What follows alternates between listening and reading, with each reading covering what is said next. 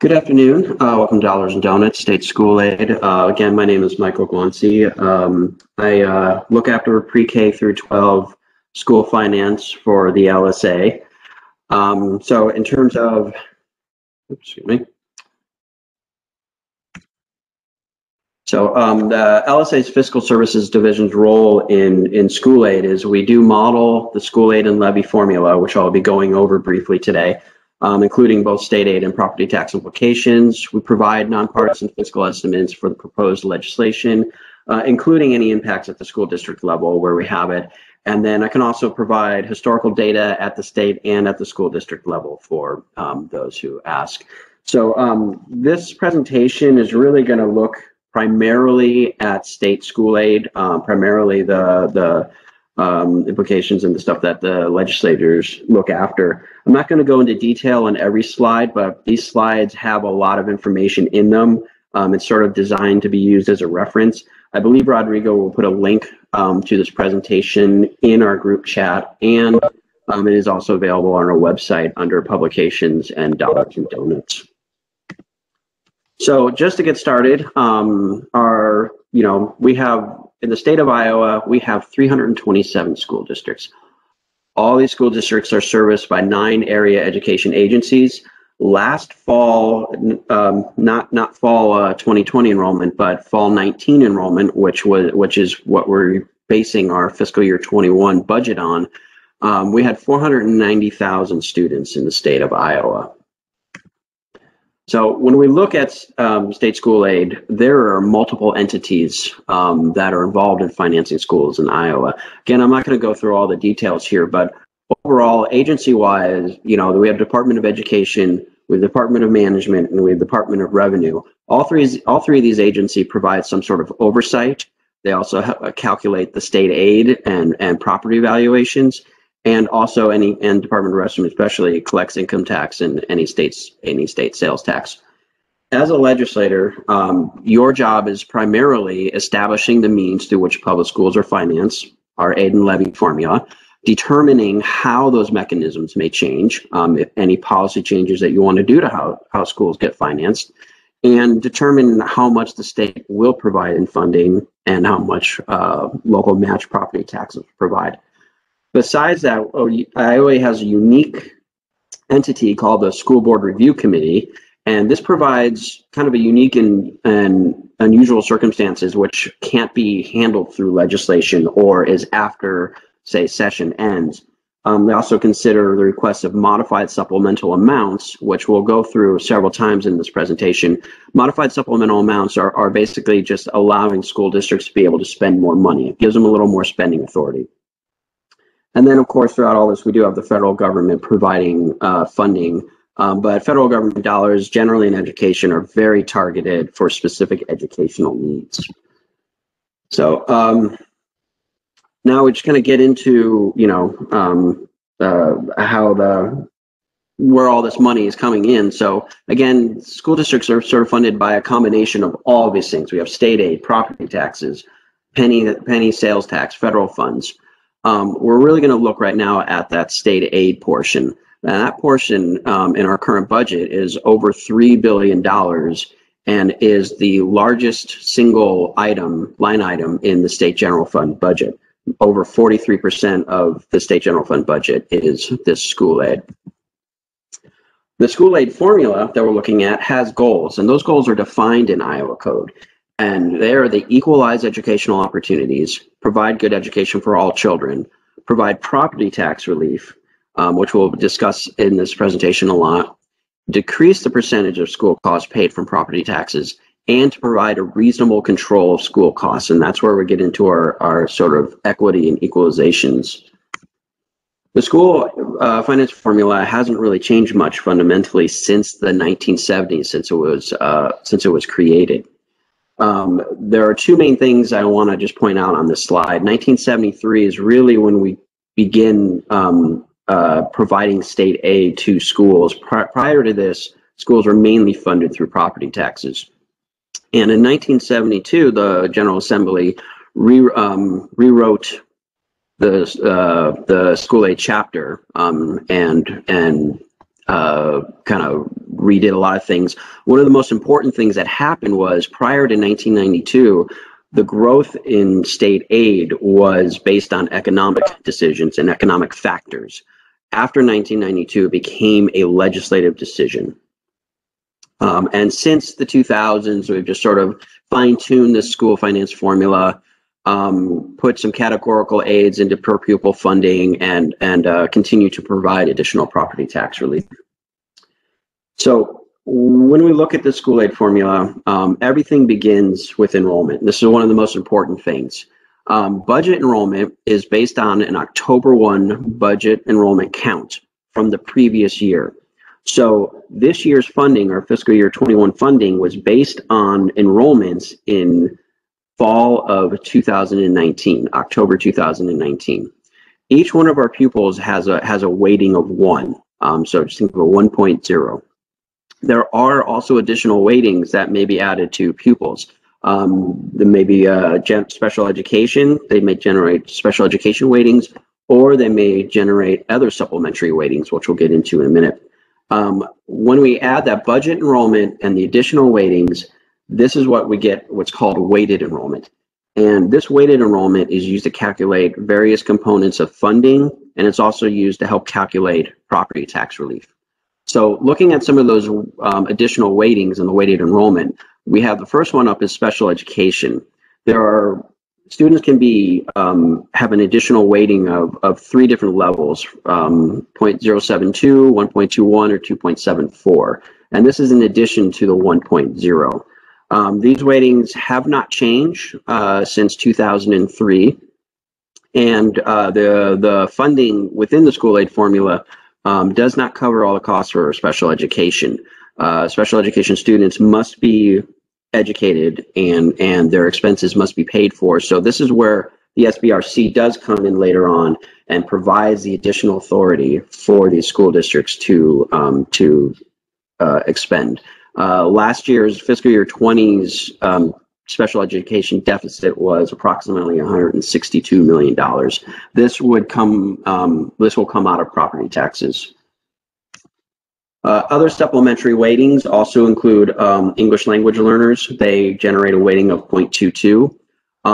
Under sharing, we have a lot of different categories, a lot of different things. The 2 biggest ones are concurrent enrollment, so providing some funding for students to do higher education classes, and also operational functional sharing. This is an opportunity for school districts to share certain job classifications such as superintendents, transportation directors, social workers. By doing that, they generate a certain per pupil weighting. There's also other kind of whole grade sharing and other things in there. There's another one in the other supplementary weighting category is the at-risk formula. And this provides some additional funding for school districts that are serving at-risk pupils. This is a formula-driven thing based on free and reduced price lunch and budget enrollment. And lastly, school districts that have reorganized, that were receiving whole grade sharing or other joint employment weightings, after they reorganize, they are allowed to generate those same additional weightings for 3 extra years. So all this also is available in an issue review that was just published on school aid supplementary weightings, and you should be able to click on the link and find that. So now that we have our weighted enrollment, we have all of that, we have to be able to multiply this by something. And we're going to multiply this weighted enrollment by several things. The first thing, and one of the most important things, in fact, if you want to kind of highlight this slide, is for anybody that is new to the school aid formula and the terminology, a lot of what you'll see in the bills, especially the school aid bill this year, is on this page.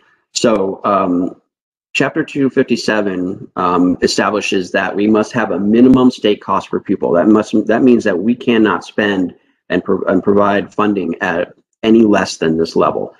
So the minimum spending limit is the state cost per pupil. That state cost per pupil works to calculate the state foundation aid. The governor has recommended, and the Iowa legislature may establish a new state cost per pupil for the next fiscal year 22. Now, the amount of growth, that dollar figure, is called the State Supplemental Aid, or SSA.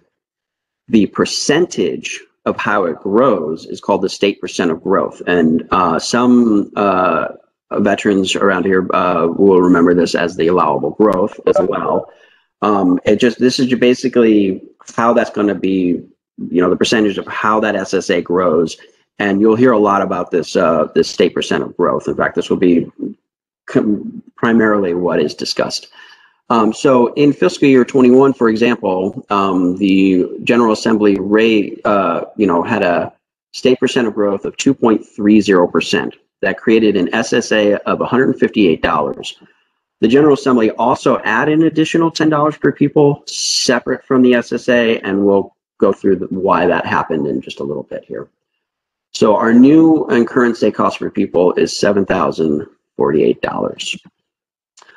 This slide, just for reference, kind of just goes through how the state cost per pupil and the state percent of growth has changed, or where it's been at over the years. You'll notice in 2012 that this is at 0%, and this is because there was no decision on a state percent of growth for the year, so it stays at 0%. It just does not grow. It does not mean that the students didn't receive funding. It just means that the state cost per pupil remained exactly the same.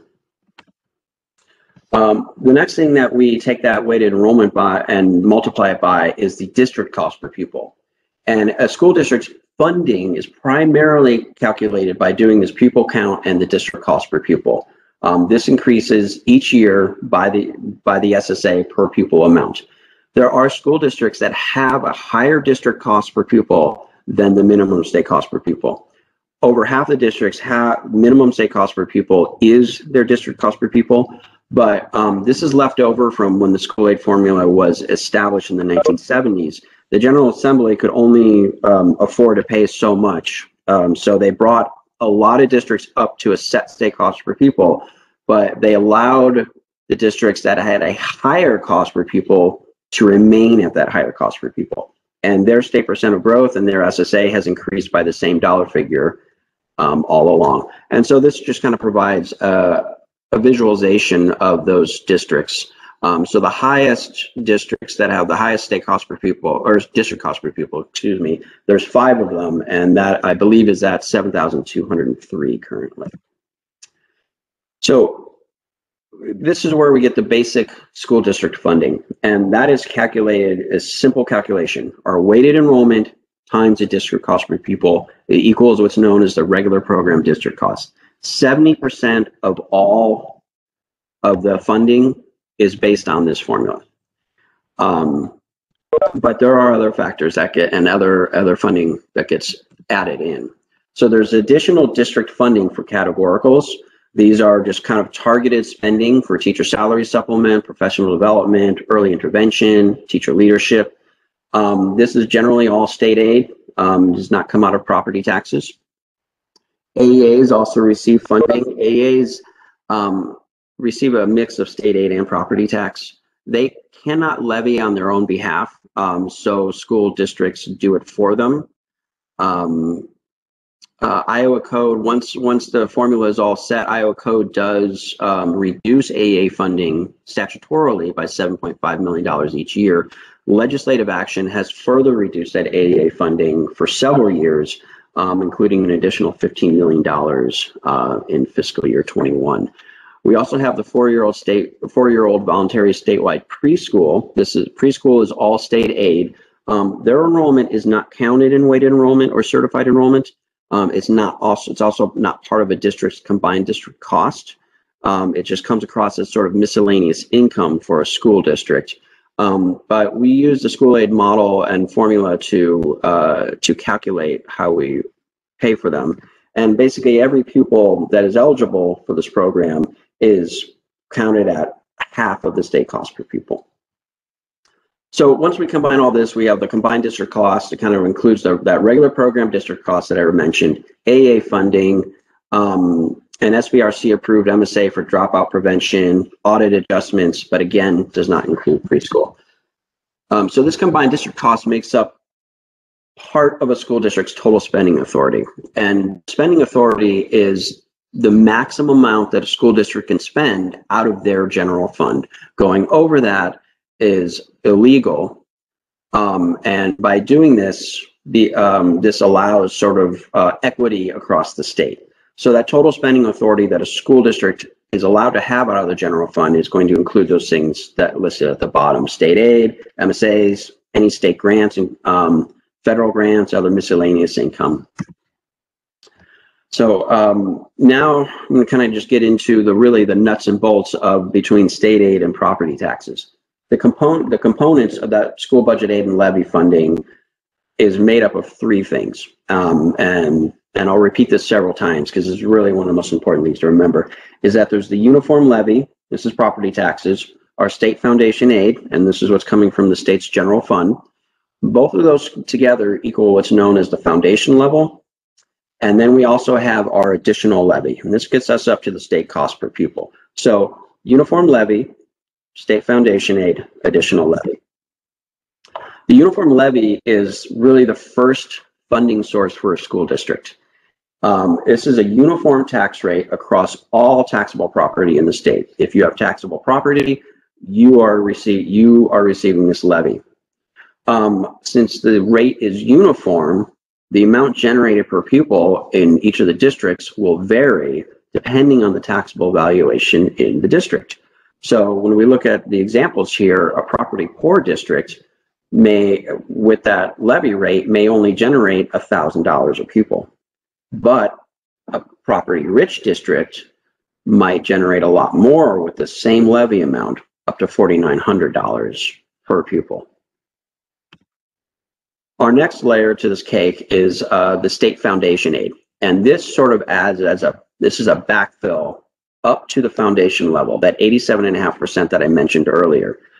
So state foundation aid, again, is not uniform across all districts. That property poor district in our center example here is going to require a per pupil to get up to the foundation level than our property rich district, which will not need as much per pupil to get up to that foundation level. And again, that foundation level is uniform levy, state foundation aid, and the foundation level is currently at 87.5% of the state cost per pupil. The last layer to the cake is the additional levy, and the additional levy funds the remainder of the authorized spending limit. So the additional levy rate is not uniform. This is going to vary depending on the district and the property valuations in their districts. We look at the center graph. This is sort of the unadjusted additional levy rates. As you can see, they vary widely across the state, from a low of 63 cents per $1,000 of taxable valuation, all the way up to $5.32 per $1,000 of taxable valuation. When we talked earlier about the district cost per pupil being different than the state cost per pupil, any of those districts that have a higher district cost per pupil than the state cost per pupil, that is funded all through property taxes in the additional levy. And that's what that last chart sort of shows. Now, our other program fund costs that we talked about, AEAs, categoricals, are all funded at different per pupil levels. So when we look at special education, the foundation aid, none of this is, there's no uniform levy in special education. So the state funds special education up to 87.5%, that foundation level. Additional levy property taxes fund the rest. As you can see here by color, the green just sort of shows where the state aid is, preschool, all of our categoricals. And when we look over to the AEA side of it, there's a different foundation level. The state funds up to 79% of special education, and additional levy taxes fund the rest. Media services and educational supports all funded by property taxes. The categoricals are all funded by state aid for AEAs.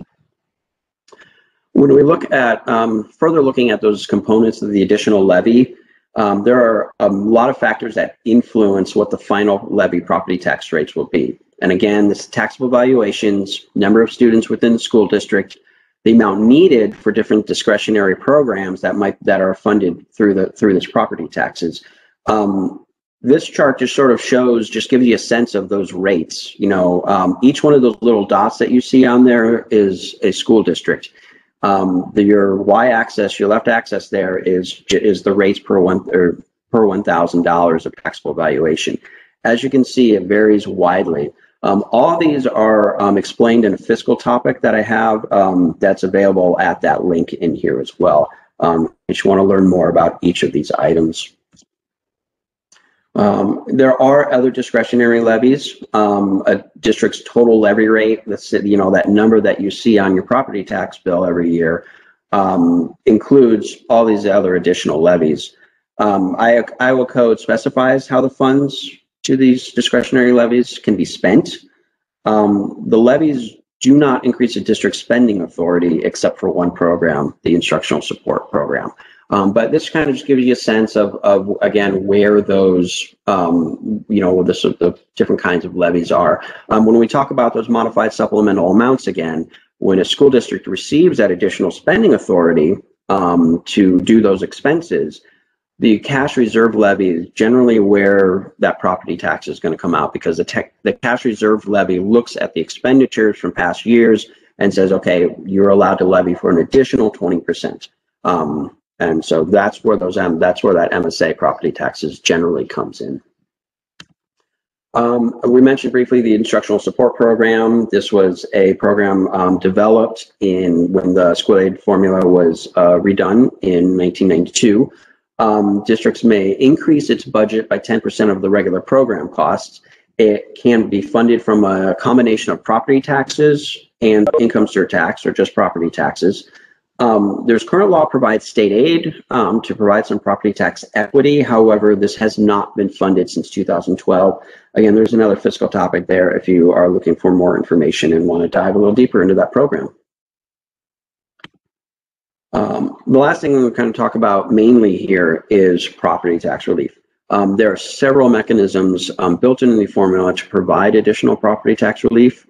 The three main ones are the property tax adjustment aid, which was created in 1992, the property tax replacement payment, the adjusted additional property tax levy aid, which a lot of people just refer to as PETR. More information on these is available at that link as well. But this just kind of gives you a sense. This map is a really good map of just showing, once we take all that property tax relief, and build it in the school aid formula, school districts and property tax owners are receiving, an additional almost $117 million in state aid to help cover some property taxes. And this really lowers all that additional levy down. And this kind of, again, by district, this can lower that additional levy. There's one district that it lowers their additional levy down the whole $3.27 per $1,000 taxable valuation. So we'll go through these programs real quick here. The property tax adjustment aid, this was implemented in 1992. This sort of aid is reduced each year as property valuations increase. This program has a gradual phase out. We just don't know when it's going to phase out. It'll always be dependent on your SSA or SSA amount and how property tax valuations grow. But in this year, 279 districts receiving this aid. The total amount was $7.4 million. So it's not a big program at this time, but it's just a little blip for those districts.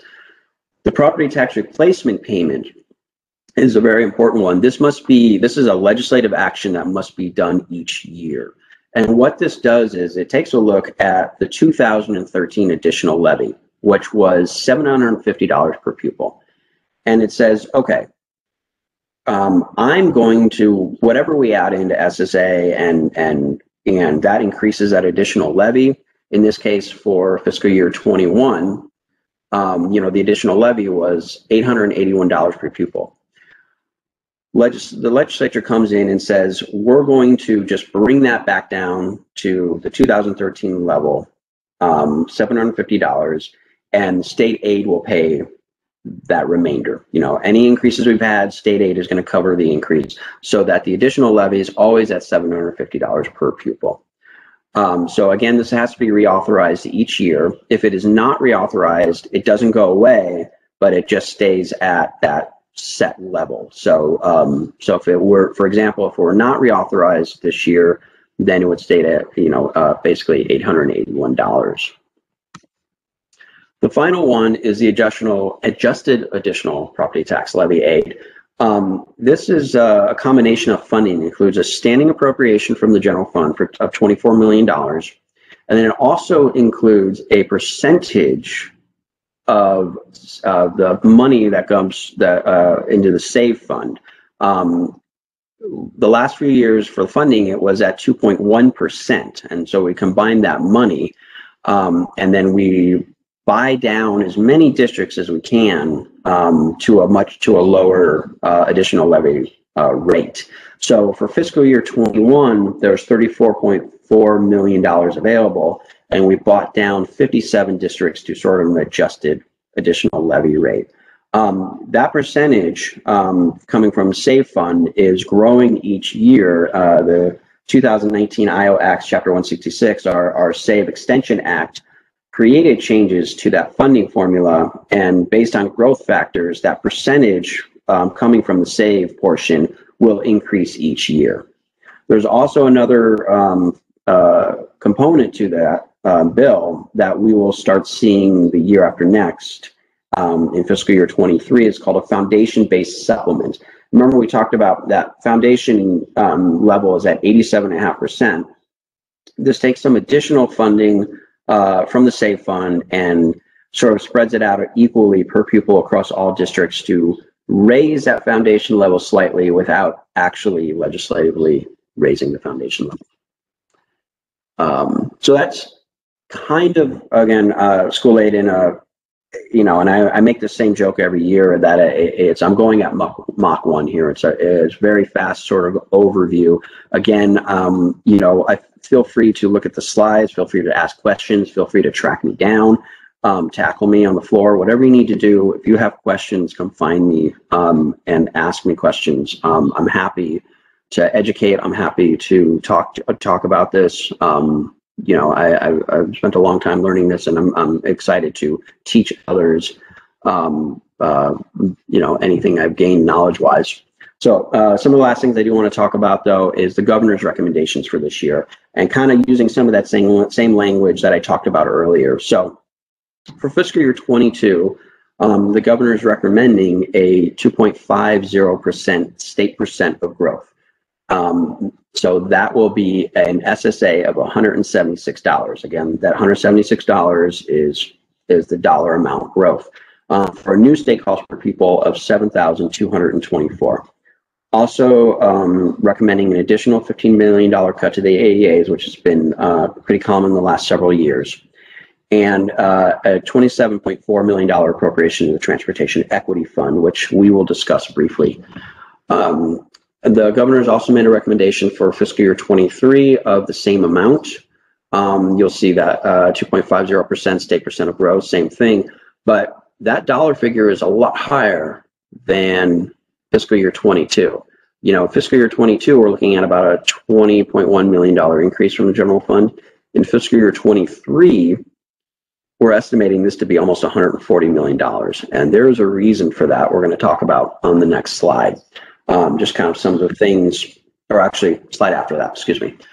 Transportation Equity Fund, real quick, this was created in the 2018 legislative session to provide additional funding to school districts for public school transportation costs that exceed a statewide adjusted average cost per pupil. The DOM, the Department of Management, comes in and creates an adjusted average cost per pupil based on the amount of funding. If additional funding is available and we get down to the statewide average cost per pupil, not the adjusted, but just a statewide average, then any extra money goes to all districts in the form of what's called a base payment. So in fiscal year 21, there was enough funding to provide a payment to every single district, including base payments. So the governor is recommending $27.4 million in a general fund appropriation.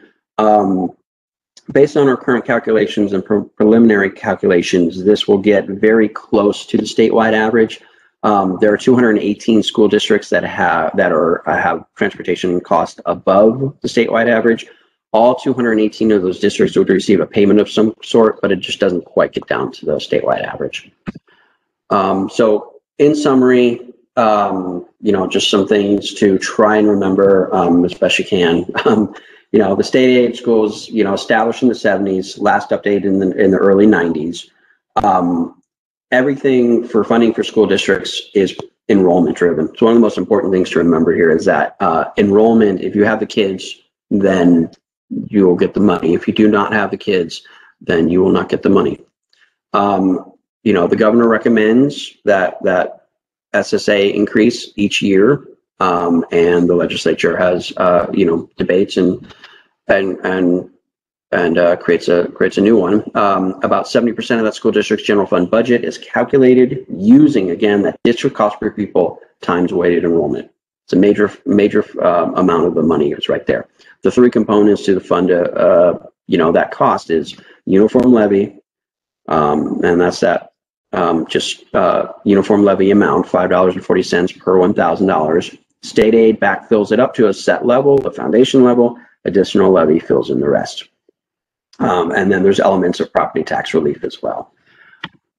So just some considerations for this legislative session that I think will probably be talked a lot about, if you have not already talked a lot about it. Certified enrollment due to the pandemic has declined greatly. This is also eligible preschool enrollment has declined. So, this will reduce funding for school districts impacted by enrollment decline. And what we do not know is when enrollments may return. Districts that have a decline in enrollment that impact their budget are eligible for what's known as budget guarantee. And this is a property tax funded program where we look at, their prior year's budget, we look at their current budget, and if their current budget is not at least 101% of the prior year's budget, then they are allowed to levy additional levy property taxes for the prior year's budget. So this year's estimated budget guarantee is a much higher amount than we've normally seen due to these decline in enrollments. Preschool enrollment, however, preschool funding does not have this budget guarantee. So any decline in preschool enrollment is a decline in funding. There's a map of the week that sort of explains this a little bit on that link too. Feel free to check that out as well. So what happens, and this is where we get back to that, why that percentage, that number is going to increase so much between fiscal year 22 and fiscal year 23 at the same growth rate, is because we are, at least right now, estimating that some of those students are going to return. And so any large increases in enrollment is going to dramatically increase state aid and property taxes. So when we're really looking at fiscal year 22 and budgeting for fiscal year 22, should always be looking, think long term, look at the long game here.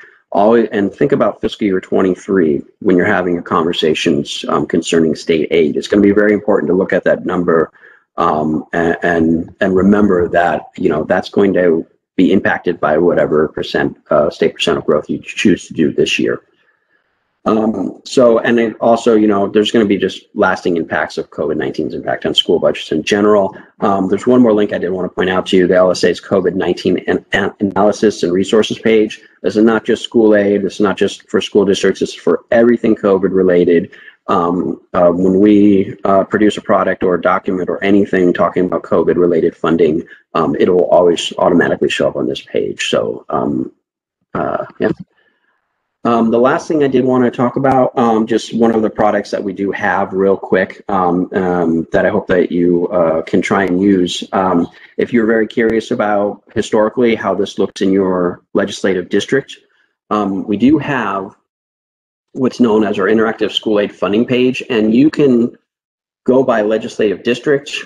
You can select a fiscal year, and you can just kind of look up all this information. I'm just going to do a quick 3-second demo here for you, but this is again available on our website, and there's multiple layers to this. We just click on, say, enrollment real quick, and you want to take a look at, for a second. Let's see here. Sorry about that. I had it open and it timed out on me. So let's take a look at enrollment. We can go to, a random house district here, House District 18, and see kind of enrollments, and then you can also click on individual districts and look at enrollment data. There's enrollment data in here, special education data, supplementary weightings, categoricals, select property tax information, combined funding. All this information is available for you to sort of understand what's going on in your district and some of the trends that have been happening in your district. So with that concludes my presentation, and I'm happy to answer any questions. I may need to figure out how to get back to our chat as well. Michael, this is Senator Kornbach. Can you hear me? I can, yes, Senator. Yes. Thank you for the excellent presentation. I'm sure it's been extremely helpful, although kind of drinking from a fire hose for the new legislators.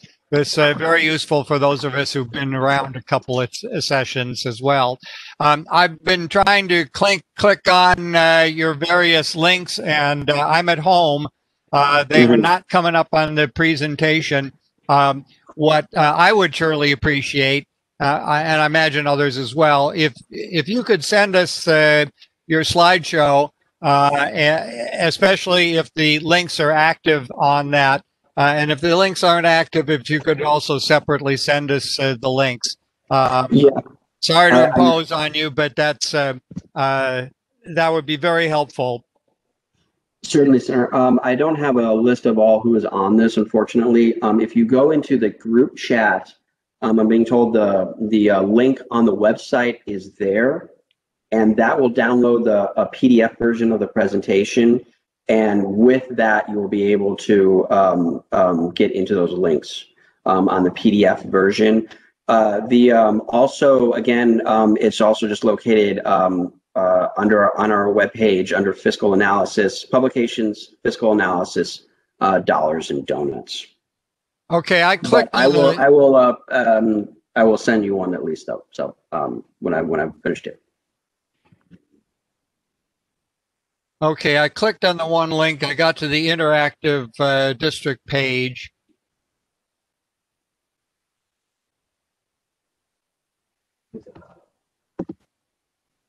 But if there's an issue with the PDF, we'll take a look at that once we're done with the presentation and make sure everything's working in there for everybody. I'll tell you what I will also do is later today, I will put some printed copies of the presentation, maybe outside LSA's office in G01 across the hall next to the elevators. So sometime this afternoon, I'll swing some by over there in case somebody wants a printed copy of it. Thank you so much. Or Senator.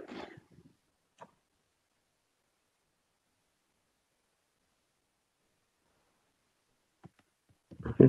And then I'm not sure if I can get to the group chat here.